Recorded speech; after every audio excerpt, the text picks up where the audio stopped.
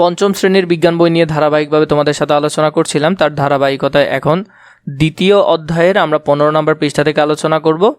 3 নম্বরটা উদ্ভিদ, প্রাণী ও মানুষের পারস্পরিক নির্ভরশীলতা, মানে গাছ, প্রাণী এবং মানুষের সাথে সেটার নির্ভরশীলতা কেমন।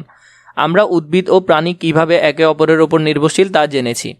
এখন আমরা উদ্ভিদ ও প্রাণীর উপর মানুষের নির্ভরশীলতা সম্পর্কে জানব। উদ্ভিদ, প্রাণী ও মানুষ কিভাবে পরস্পর নির্ভরশীল। কাজ: উদ্ভিদ, প্রাণী ও মানুষের পারস্পরিক নির্ভরশীলতা খুঁজে বের করা।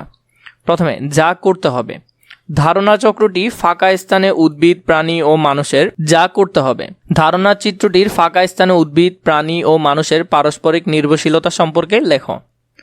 উদ্ভিদের উপর মানুষের নির্ভরশীলতা সেটা লিখব। প্রাণীর উপর মানুষের নির্ভরশীলতা, মানুষের উপর উদ্ভিদ ও প্রাণীর নির্ভরশীলতা। আমরা এই বক্সটা এখন পূরণ করব। প্রথমে আমাদেরকে দিয়েছে উদ্ভিদের উপর মানুষের নির্ভরশীলতা। প্রথমে মানুষ খাদ্যের জন্য উদ্ভিদের উপর নির্ভর করে। চাল, গম, ফল, শাকসবজি উদ্ভিদ থেকে পাওয়া যায়। পরে উদ্ভিদ থেকে অক্সিজেন পাওয়া যায়, যা শ্বাস প্রশ্বাসে প্রয়োজন। কাঠ দিয়ে ঘরবাড়ি, আসবাবপত্র তৈরি করা হয়। অনেক ওষুধ উদ্ভিদ থেকে তৈরি হয়। তো এখানের মধ্যে আমরা দেখেছি যে উদ্ভিদের উপর মানুষের নির্ভরশীলতা কেমন সেটা আমরা দেখেছি। এরপরে আমাদের যেটা আছে প্রাণীর উপর নির্ভরশীলতা। প্রাণীর উপর মানুষের নির্ভরশীলতা, মানুষ খাদ্যের জন্য প্রাণীর উপর নির্ভর করে। মাছ, মাংস, ডিম, দুধ প্রাণী থেকে পাওয়া যায়। পশম, চামড়া দিয়ে কাপড় ও জুতা তৈরি হয়। 4, গরু, মহিষ চাষাবাদে সাহায্য করে। প্রাণীর গোবর সার হিসেবে ব্যবহার হয়। মানুষের উপর উদ্ভিদ ও প্রাণীর নির্ভরশীলতা। 1 নম্বরে আছে মানুষ উদ্ভিদ ও প্রাণীর যত্ন নেয়। 2 আছে মানুষ গাছ লাগিয়ে বন সৃষ্টি করে। 3 আছে পশু পাখির খাদ্য ও আশ্রয়ের ব্যবস্থা করে। মানুষ উদ্ভিদ ও প্রাণী সংরক্ষণ করে। 5 চিকিৎসা ও পরিচর্যার মাধ্যমে প্রাণীর জীবন রক্ষা করে। তো এভাবে করে তোমরা এই বক্সটা সুন্দর করে পূরণ করতে পারবে। আমি তোমাদের বক্সগুলো সুন্দর করে গোছালো আকারে দিচ্ছি। সার সংক্ষেপ: বেঁচে থাকার জন্য মানুষ প্রত্যক্ষ ও পরোক্ষভাবে উদ্ভিদ ও প্রাণীর উপর নির্ভর করে। আবার কোনো কোনো ক্ষেত্রে উদ্ভিদ ও প্রাণীও বংশবৃদ্ধি এবং টিকে থাকার জন্য মানুষের উপর নির্ভরশীল। উদ্ভিদ, প্রাণী ও মানুষের পারস্পরিক নির্ভরশীলতা সম্পর্কে আরও কিছু জানি। উদ্ভিদের উপর মানুষের নির্ভরশীলতা: আমরা প্রতিদিন যে খাবারগুলো খাই তার অধিকাংশ উদ্ভিদ থেকে আসে। এগুলো হলো ভাত, আটা, ময়দা, ডাল, ফলমূল, শাকসবজি, বীজ ইত্যাদি। উদ্ভিদ সালোক সংশ্লেষণ প্রক্রিয়ায় যে অক্সিজেন উৎপন্ন করে, মানুষ ও অন্যান্য প্রাণী সেই অক্সিজেন গ্রহণ করে বেঁচে থাকে। উদ্ভিদ থেকে অনেক ধরনের ওষুধ তৈরি হয়। মানুষের ঘর বাড়ির আসবাবপত্র তৈরি উদ্ভিদের কাঠ ব্যবহার করা হয়। প্রাণীর উপর মানুষের নির্ভরশীলতা: এই যে প্রশ্নগুলো আছে এগুলো কিন্তু তোমাদের সংক্ষিপ্ত প্রশ্নে আসবে, তো তোমরা একটু এগুলো ভালো করে দেখবে। আমাদের প্রতিদিনের খাদ্য তালিকায় যে মাছ, মাংস, দুধ, ডিম থাকে সেগুলো আমরা প্রাণী থেকে পাই। আমাদের নিত্য প্রয়োজনীয় জিনিসপত্র যেমন পোশাক, ব্যাগ, জুতা, চিরুনি ইত্যাদি প্রাণীর চামড়া, পশম ও হাড় থেকে তৈরি হয়। প্রাণীর হাড়ের গুঁড়ো থেকে সার তৈরি হয়। এই সার মানুষ ফসল ফলাতে ব্যবহার করে। এছাড়াও আমরা বাড়িতে গরু, ছাগল, হাঁস, মুরগি ইত্যাদি লালন পালন করি। এগুলো থেকে আমরা যেমন খাদ্য পাই তেমনি অর্থনৈতিকভাবে লাভবান হই। মানুষের ওপর উদ্ভিদ ও প্রাণীর নির্ভরশীলতা: মানুষ প্রাণী ও উদ্ভিদের ওপর নানানভাবে নির্ভরশীল। আবার প্রাণী ও উদ্ভিদ অনেক ক্ষেত্রে মানুষের ওপর নির্ভরশীল। যেমন মানুষ যখন পশুপালন করে তখন প্রাণীর খাদ্য সরবরাহ করে, বংশবৃদ্ধি ও নিরাপত্তার জন্য আশ্রয় ব্যবস্থা করে, সুস্থতার জন্য উন্নত পরিবেশ ও চিকিৎসা নিশ্চিত করে। মানুষ চাষাবাদের মাধ্যমে উদ্ভিদের ফসল ও বংশবৃদ্ধির জন্য উপযুক্ত পরিবেশ তৈরি করে।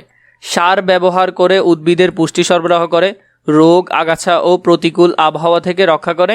বনায়নের মাধ্যমে সংখ্যা বৃদ্ধি ও উদ্ভিদ প্রজাতির টিকে থাকা নিশ্চিত করে। 4 নম্বরে যেটা আছে খাদ্য শৃঙ্খল ও খাদ্যজাল: জীবনের জন্য সকল জীবের খাদ্য প্রয়োজন। প্রাণী ও উদ্ভিদ খাবারের জন্য একে অপরের উপর নির্ভরশীল। প্রকৃতিতে কোনো কোনো প্রাণী ঘাস, লতাপাতা, ফল ইত্যাদি খেয়ে বেঁচে থাকে। আবার কোনো প্রাণী অন্য প্রাণীকে খাদ্য হিসেবে গ্রহণ করে। যে সকল প্রাণী অন্য প্রাণী বা উদ্ভিদকে খায় তারা হলো খাদক। তারা হলো কি? খাদক। আর যে সকল জিনিস খাওয়া হয় অর্থাৎ যা খেয়ে প্রাণী জীবন ধারণ করে তাকে খাদ্য বলে। তো খাদ্যকে এখান থেকে একটু জেনে নিবে। এরপরে বললো খাদ্য গ্রহণের বিবেচনায় প্রাণী ও উদ্ভিদ কিভাবে সম্পর্কযুক্ত। কাজ: খাদক ও খাদ্য নির্বাচন। যা করতে হবে, প্রথমে এখানে দেখো মানুষ হলো খাদক এবং মানুষ কি খায় এই সব জিনিসগুলো খায়, তাহলে এগুলো হলো খাদ্য। চিত্রের জীবগুলোর খাদ্য ও খাদক সম্পর্ক নিয়ে দলে আলোচনা করি। আলোচনা শেষে প্রবাহচিত্র ঘরগুলো পূরণ করি। সবুজ শাকসবজি, মাছ, মানুষ। তাহলে এগুলা কে খায়? মানুষ খায়। এরপরে হলো সারসংক্ষেপ। খাদ্য এবং খাদকের মধ্যে পর্যায়ক্রমিক সম্পর্কের উপর ভিত্তি করে খাদ্য শৃঙ্খল তৈরি হয়। উপরের প্রবাহ চিত্রটিতে দেখা যায় পরিবেশের জীবগুলো খাদ্য গ্রহণ বিবেচনায় পরস্পর সম্পর্কযুক্ত। একটি খাদক অন্য প্রাণীর কাছে খাদ্য হিসেবে বিবেচিত হয়। এই সম্পর্কটি খাদ্য শৃঙ্খল হিসেবে পরিচিত। খাদ্য শৃঙ্খল ও খাদ্যজালের সম্পর্কের আরও কিছু জানি। খাদ্য শৃঙ্খল কি? বেঁচে থাকার জন্য জীবের শক্তি প্রয়োজন হয়। মানুষ ও অন্যান্য প্রাণী খাদ্য থেকে যে শক্তি পায়, খাদ্য শৃঙ্খলের মাধ্যমে এই শক্তি বিভিন্ন প্রাণীতে স্থানান্তরিত হয়। খাদ্য এবং খাদকের সম্পর্কের উপর ভিত্তি করে এদেরকে উৎপাদক ও খাদক হিসেবে চিহ্নিত করা হয়। উৎপাদক: সবুজ উদ্ভিদ সূর্যের আলো ব্যবহার করে সালোক সংশ্লেষণ প্রক্রিয়ায় নিজের খাদ্য নিজেই উৎপন্ন করতে পারে।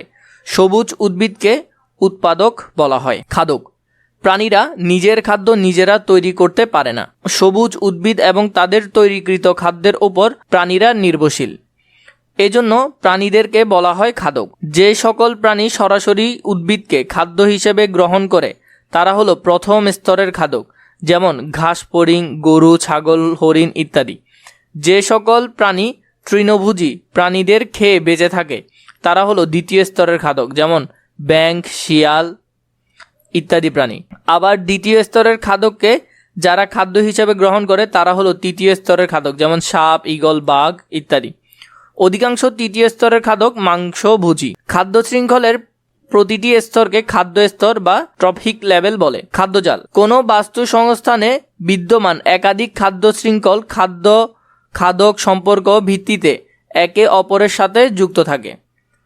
খাদ্য শৃঙ্খলসমূহ পরস্পর যুক্ত হয়ে জালের মতো জটিল যে অবস্থা তৈরি করে তাকে খাদ্যজাল বলে। খাদ্য শৃঙ্খল ও খাদ্যজালের মাধ্যমে একই পরিবেশে বসবাসকারী বিভিন্ন জীবের মধ্যে শক্তি ও খাদ্যের ভারসাম্য বজায় থাকে। যেমন এখানের মধ্যে একটা জিনিস দেখো, এই যে ঘাস ফড়িং, ও কি খায়? ঘাস খায়।